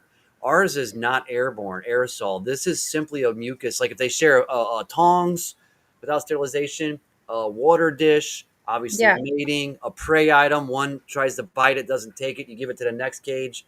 So that has to be, it's probably got a very short half life. Scientists have said they err on the side of caution of a max outside the host 72-hour survival rate, but it's probably more like minutes or seconds. But they don't have Mm, a real solid answer. They said the maximum for virus is 72 hours outside of a host. So just plan on that. So if you act like you're a surgeon, going from one operating room, taking out a kidney, to go to this room to put some ear tubes in, to go to this room to fix a bone, and what do they do? Scrubs, clean their yep. hand, gloves. The whole thing has changed. As if you operate like a surgeon, going from room to room doing surgeries between your cages, and don't share. You wouldn't take one bloody scalpel from one room and take it to the next patient, right? Same concept. As long as you don't Yep. do that with chondros, you're not going to spread nido. Now, if you put them together for breeding, all bets are off. That's why you should be damn sure that your stuff is nido free. Yeah, So for it's sure. not aerosol. Them sneezing, yawning, that stuff is not going to pass it from cage to cage. It's strictly a mucus touch. Yeah, Um, well, I have heard that it's airborne, but then I've also heard that from other people that it is also through mucus as well. So I'm unsure, and I think there is still a lot more research that needs to be I done wonder if around they're the it. same one. They could very well be. I just don't know. Could I be, mean, they're yeah. both animals are from the same part of the world ish. I mean, New Guinea. It's not like you're talking Russia here, or like Canada. Yeah, could be. Yeah, so I did a bobtail nursing course like a little while ago with a wildlife center, and they gave a massive spiel about the nidovirus. But then I spoke to my vet, and she gave me a different spiel about it. And so I think, yeah, there's a lot of information that's slightly different out there, which is which is the thing that I realized about shinglebacks as well. There's a lot of their care guides, and a lot of the information about them is also different compared to like with who you talk to. So I kind of pick and choose what I feel works for my animals and what I've kind of noticed, and speaking to, yeah, like professional like breeders and things like that. But yeah, it's interesting. I didn't realize how much different information is out there with reptiles, and how, yeah, like everyone's got their own opinion, I guess. Almost. Yeah, yeah, it's true. That's why we like to have different people on here. Dred and I, we do one exotic pet keeper a month, and then Yeah, we started that this year, but it's a different reptile keeper. Some are breeders, some are cool. more just keepers and rescue folks. Some are social media juggernauts. Some, work they just different. Some are tarantulas, or some are Yeah, chameleons, and we try to have people so from all cool. different walks, to bring people together. In fact, this Epic conference that's coming up, it is virtual. You could attend it anywhere. It's free.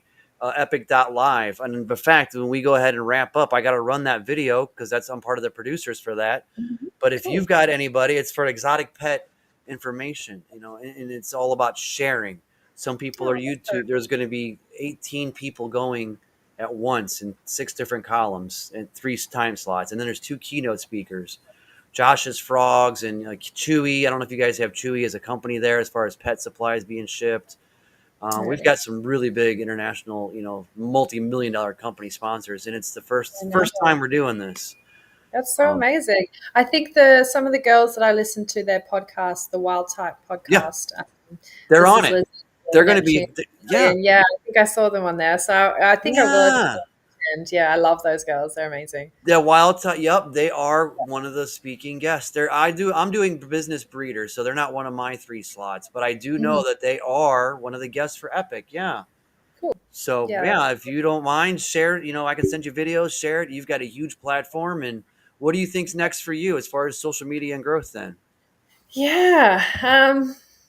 I don't know. Like I would love to continue what I'm doing, but I think I'm also really interested about sharing some more information about like the conservation space, working with the wildlife center that I'm volunteering at. They're coming to my house next week, I think it is, to meet my lizards and to get to know me. And so what? yeah, like the board of the director is coming over, and the board of marketing guy and everything, and so they're coming to meet me and my lizards, so that's a big deal. So yeah, if they like me and they're happy to collaborate with me, then I might be able to actually, because a lot of when you work at a wildlife place, there are a lot of rules. You're not allowed to take photos of the animals and share them onto your social media and all that sort of stuff. You have to be respectful, and there is like a lot of keeping things private. So yeah, but they're wanting to talk to me and seeing if they could, potentially like work with me with my space, because I have a lot of bobtail lovers, and if any of them want to donate and help the reptiles at the center, then we could like, they're happy to potentially share me photos, and then I can share on my platform, and Man, update the what a neat community about what's opportunity. happening. That's Yeah, so awesome. that's really cool. So that would be like a really interesting avenue to go down that I'm really passionate about. So not just keeping my own pets, but also talking about the wildlife and the animals that are, yeah, the bobtails that are out in the wild around us. Well, around me, sorry. So conservation and awareness more than the breeder angle, but more of a community conservation, Yeah. ecology. Mm. That's cool. And not a lot of people take that angle, and it's always respected. I mean, everyone loves, the Steve Irwins and the Dave Kaufmans of the world. People love that greater good. And so if you can Yeah. draw some of that in along with the animals being, great on camera, that's a good combo. So very cool. Yeah. So I love to have my own animals are quite entertaining. So that's kind of the entertaining space. But then, yeah, I would also really love to have the educational space as well for, yeah, the wildlife. Maybe you'll get to go full time doing this. Maybe you'll get on as you'll be the face of the bobtails of Western Australia. Who knows? Yes, you will. This is huge. This could be a big deal. Yeah, the conservation angle is really interesting. I like that. Yeah, it Ed, what is. else you got for us before we wrap up, good sir? Dude, no, nothing. I mean, I think she covered everything we needed to. I'm ready. Except If for the I could get therapy me some, I speaks, we think got I to could still raise a tackle few of that. them. And Yes, yeah. You know what? It's actually funny. I'm a disability support worker as my full time job, and so you talking about therapy We're skinks is we're hilarious. closer than we knew, Dred. We're closer than we had no Because my idea. clients love my lizards, so like and, they and you give them joy as and well, you which know is what? And there's something to right. And we joke about that, but for real, I'm a veteran. I'm a soldier. Mhm. So and you got people with disabilities all over this country, and you just brought everybody all over the world. People deal with all different type of things. Yep. Reptiles are huge therapy. Mm, Look at all this that we just went through with that pandemic. I mean, the whole world was pretty much shut down, yeah. right? If you didn't have a dog or a cat, and most people can't, a lot of people can't have dogs and cats where they live, but you can Hmm. have a reptile, and Yeah. they really are. They're really good therapy. They're really good pets. It's I just noticed the I headline don't for know, a man. It's just podcast this exciting and past thrilling week, just to Dred. hold them and look at them, and how Mm, many different species there are. I mean, Yeah. you can watch National Reptiles and mental Geographics and health, the Animal Planet calming and yeah. nature. YouTube and never run out of anything to watch ever. I That's know true, they're Dred. You amazing. really hit on something good there. I see that a lot. People talk about mental health and the calming aspect of animals getting over a It, fear or just the way they move, especially like snakes, the way they move and their calm yeah. nature. It helps people. It gives you something else to focus on. It's a very Also good gives you point. something to wake up every day and look after, care for, put your time and your thought into, which is really good as well. Keeps people busy. Yeah, I mean, people have dogs as therapy and even like livestock, right? You want to go work with horses and goats, cows, whatever you want to work with. I mean, there's therapy in all of that, There is, because yeah. when you realize that animal responds to you, okay, and if that animal is going to have a calming, right? It's going to be calming anyway, but Hmm. because he responds to your energy, you're naturally going to want to go, oh, well, I need to keep him calm, so I got to go, and it all just kind of works together. It's Yeah. awesome. Yeah, definitely. Well, that's Definitely. No, awesome. it's You're doing that. You just like this is thanks. so cool. Thank It's gonna you. go somewhere for sure. We're gonna Thank you, put it in guys. the universe. It's Yeah, gonna happen. absolutely does. Thank you so much. No, it's so nice for you guys to invite me on, and I really appreciate that. It's been nice Thanks to for get to. making time for us. Like I said, your Oh social yeah, media is impressive. The animals are cute and they're cool. So I mean, I think Thank big things are coming. They're going to keep coming your way. So hopefully you keep growing that and do that conservation angle that you like. That seems to be really near and dear to your heart. That's really Yeah. good. It's something because we all like to chase projects and breed or make money or make the new coolest, greatest thing. But then here's another fresh take on it that's, genuine in its own way, and Yeah. it's very interesting and refreshing. So thank you so much for sharing that with us. And if you No need worries. anything at all, Beck, let us know. We're happy to Thank help. you.